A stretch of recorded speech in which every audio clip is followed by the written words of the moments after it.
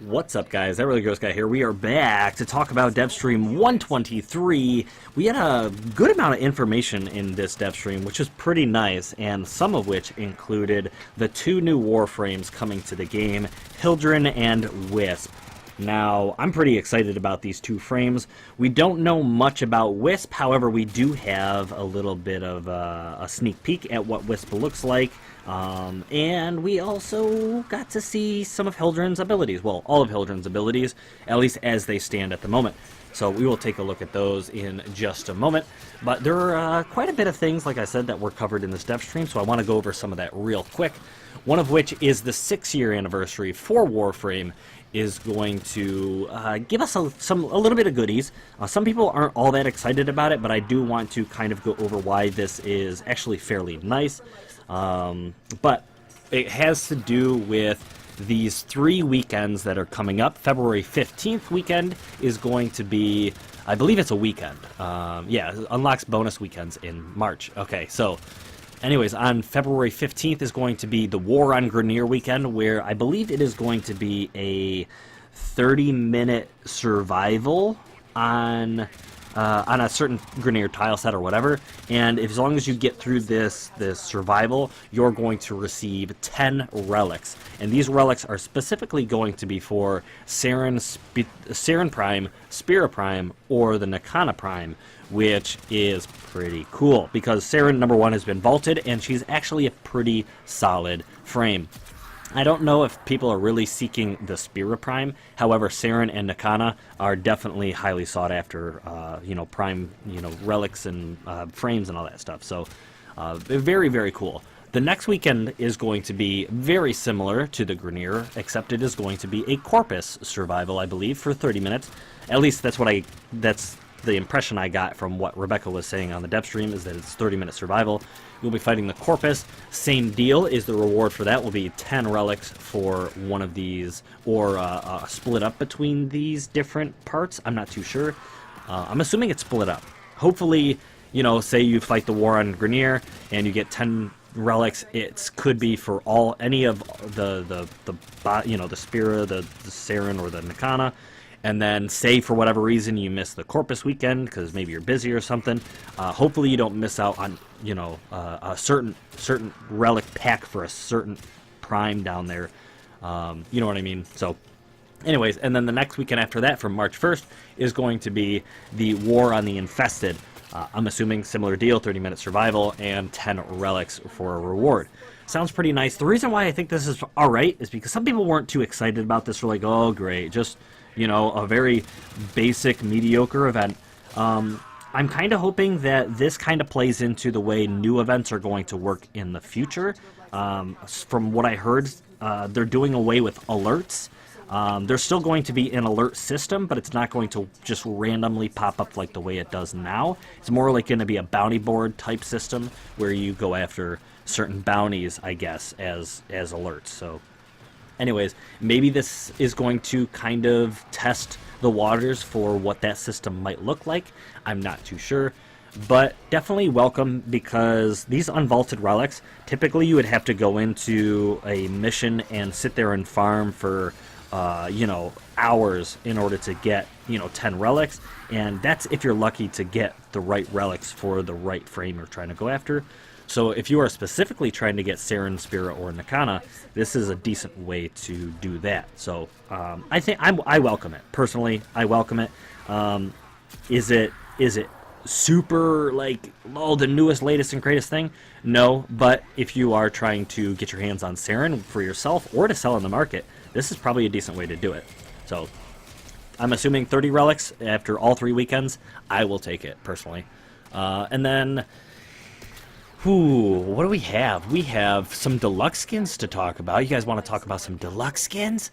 There is going to be a Limbo Deluxe, which we have talked about in the past, which is supposedly pretty much done. It just needs to be kind of hooked up and, I guess, properly rigged up for the frame in order to make it in the game, so it comes with a future update. So that's probably going to come pretty soon.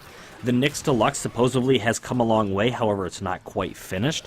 So I would like to get my hands on that new Nyx Deluxe. It's technically the second deluxe skin for Nyx, so that's pretty cool. And then lastly, we have actual, recent footage and whatnot of the Atlas deluxe skin, which I forgot was a thing, but now I remember after seeing it in game actually. So this is Atlas deluxe, who looks pretty solid. I think it's coming along pretty solid. I could rock this skin for sure. It's definitely anyways, I won't try and make any more puns. I'm not very good at this. Anyways, it's cool. It's neat. I'm not much of an Atlas player, so I definitely will get it and play around with Atlas a little bit, but Atlas isn't quite my jam. I don't know if it's just I haven't built him appropriately. I just think it's kind of the playstyle. I'm not 100% on board with Atlas. I think he's alright, but I feel like there's plenty of other frames that I'm more comfortable with that can do what he can do. So we'll see. We'll see. Probably when his deluxe skin comes out, I'll put a build on him and I'll play him again and see how I feel. But anyways, if you guys are Atlas players, you guys are probably excited about this. Pretty neat. So yeah, let's see. We do have some 3 new sets of mods. These are set mods that are coming out, and I'm not too crazy about these because these are very situational. A lot of these, it seems like you put it on a very specific frame for a very specific mission type, and I do have some on some of my frames, but these ones seem even less useful than the current ones we have.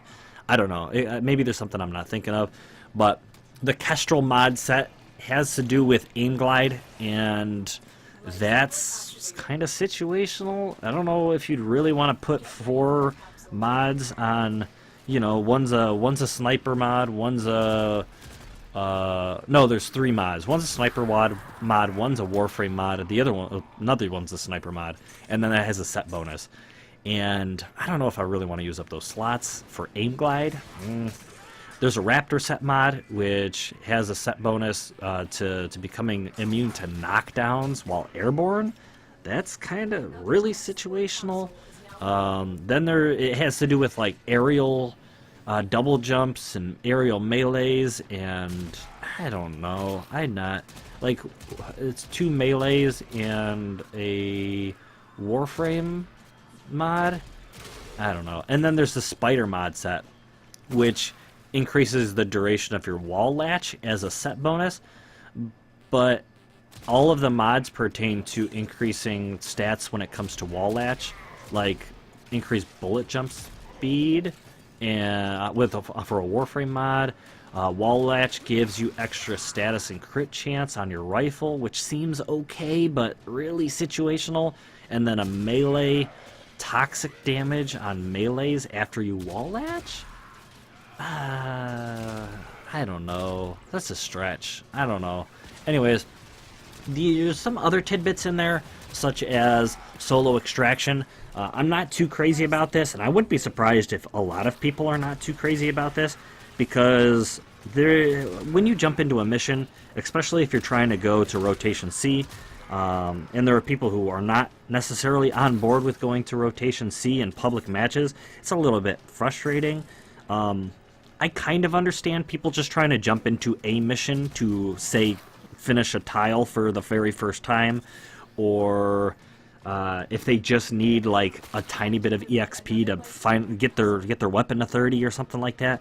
But there are so many times where people extract at 15 minutes or Rotation B, let's just say, and they don't want to go that extra few minutes to get the more rare drop, which is kind of frustrating. I definitely get it. If people gotta go, they gotta go. I get that. But there are so many times I've been in a game with people that either go AFK. I sat in a game once. I was in a public match with 2 other players that wanted to go for 40 minutes. And then there was someone else who stayed to 25 and then didn't say anything up until that point that they wanted to leave.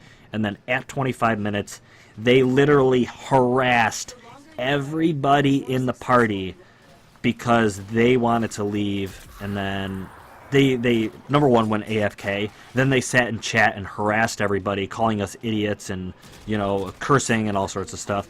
And then they tried to pull over this. Oh, my daughter fell down and hit her head, and we need to take her to the hospital. And you guys it's your fault that my daughter is hurt, and she's gonna die if you guys don't let me extract. I'm like, bro, if you're going to choose 25 minutes worth of loot in Warframe over your daughter, then you need to. Something's wrong with you. And obviously he was full of crap. But he tried to convince us that he needed to take his daughter to the hospital, but he couldn't do it until he extracts the mission. Oh my god. Anyways, sorry, that was a rant. That was the worst instance of someone being obnoxious because they didn't want to play anymore. But they literally sat at extraction for 15 minutes while harassing us. But anyways, so, yeah, I'm not too crazy about it, and I feel like a lot of people who are trying to grind this game are not crazy about people trying to abort after 5-10 minutes in missions that have good reward drops for rotation C. Does that make any sense? Anyways, and then we have Chessa's Retrieve. This is kind of small, but Chessa's Retrieve mod used to basically pick up mods for our player, but now that kind of vacuum is kind of a universal type of thing, it's a little bit less useful, so people probably won't use Retrieve on Chesses anymore. However, they're going to modify it so it actually is more like a Desecrate, and it re-rolls some drops by enemies, which is nice. Extra loot is always nice, so yeah. And then there was Melee 2.99956782412 updates, which you could see if you really want to check out the dev stream or some of the footage. They don't go into too much detail about the Melee 3.0 rework that they're doing. You do see like the new ground slams, and you do see that like you can switch between your melee and your primary differently than you do now, which I didn't care all that much about because I actually have a hotkey set up on my mouse, which basically I mouse wheel up and it switches from primary to secondary or secondary to primary, and then I actually mouse wheel down and it switches from whatever weapon I'm using to my melee or my melee to whatever weapon I was last using, which I really, really like. That's just my personal preference. So some of these, the melee switch thing, which they really wanted to incorporate to make things a little bit more fluid, doesn't add too much for me, but for the typical player, I definitely get it. And I'm definitely welcoming new melee reworks as long as they don't kill all of my love for some of the melees that we have in game. However, on that note, we did see a little bit of dagger melee action, which was dope because there's like a finisher stab animation for the daggers, which is pretty cool. So I welcome that. It may even get me to play some daggers more often. But anyways, I guess the last thing to get into before the 2 new Warframes is the ephemera. Actually, there is something else, but the ephemeras are these new cosmetics that can be attached to your Warframe, which has its own slot, which allows that Warframe to have a cosmetic, say you walk around as your Warframe and your footsteps leave behind something like fire, or grass sprouts up from behind you, or electricity. There's also like a smoke thing where your Warframe emanates smoke, and as you run, there's a little smoke trail as you go around, or something like that. Seems kind of cool because it's a new cosmetic slot, and it definitely adds more personality and kind of fashion frame potential to Warframes. I definitely welcome it. It's pretty cool. Am I like head over heels in love with it? Nah, it's something new. It's a little extra detail, but it is what it is. Some people are really excited about it, especially people who are excited to put their grass footstep thing for their Oberon, or if you're doing a stalker design, you can do that smoke emanating from your stock or your Warframe, which is pretty cool. So that's pretty neat. actually a couple new things. Man, there was so much covered in this dev stream. The Railjack dry dock. There is an area in your dojo that you will have to build, but this is going to be where you dock your Railjack, your cool new spaceship that will be coming with Railjack. It makes it appear as though your dojo will only have one Railjack, but that's not the case. If you go to your dojo, the Railjack you're going to see in that dock is yours, and other people will see theirs, so don't worry about that. And yeah, I guess this is where you can customize it and do different maintenance and upgrading or something like that. I don't know. We don't know much about the ship yet, so that's there. It's kind of neat. It is what it is. There was, in terms of new tiles and stuff like that, the new Jupiter Corpus tile set rework is coming along. They showed a little bit of footage from that. I won't go into too much detail because in the last like 3 dev streams we got like some sneak peeks at some concept art, but they basically have it kind of rigged up in game and it looks pretty gorgeous. It looks really, really attractive. They also said that this will work absolutely fine on older PCs. You just you just won't be able to turn your graphic details up to maximum, so it won't strain your computer pretty much at all by running these, so that's kind of cool. And then the other last thing was, oh yeah, there's like hit detection on enemies. So say you shoot an enemy in the leg, they're more likely to kind of, I don't want to say more likely to stumble, but their staggers actually are relevant to where you shot them. So if you shoot them in the leg, they're more likely to kind of do a little bit of wiggle deal around the leg area. You shoot them in the shoulder, then they'll kind of do like a arm rotation deal. There's some footage going on in the background for you guys. And you shoot them in the head, they tend to do more of like a bobblehead type deal. So pretty neat. You shoot them in the back, they tend to more stagger forward and just like instead of stagger in a random direction, which is kind of neat. So a little bit of extra detail in the game to kind of make it realistic, which is, another, like I said, another welcome thing. Is it, groundbreaking? Not so much, but it may end up leading into more stuff that occurs in the future. So definitely, like I said, a welcome addition. So with that said, there may be some tiny little detail or something that I missed. If I did, I apologize, guys, but I don't want this video to go too long. So lastly, well, the last things are the 2 frames. Wisp frame, which I think looks fantastic. For whatever reason, I was under the impression the Wisp frame was going to be a male, but I should have known better when they said that one of the potential names for this Warframe was Willow. Who knows? But I shouldn't assume. It may not be either gender. Who knows? I mean, it is a wisp, so it could be a ghost, so it could be, a phantom of the opera. Anyways, so Wisp looks really, really dope. Rebecca did have a white and orange customization that she pulled up, which was her own customization, which was kind of cool. But very, very fluid, very cool. It's got this alternate helmet, which you can see on the white version of this Wisp, and supposedly could potentially be coming with its own sprint animation because it is a floaty frame, so I would love to see this kind of a floaty sprint instead of like an actual running animation.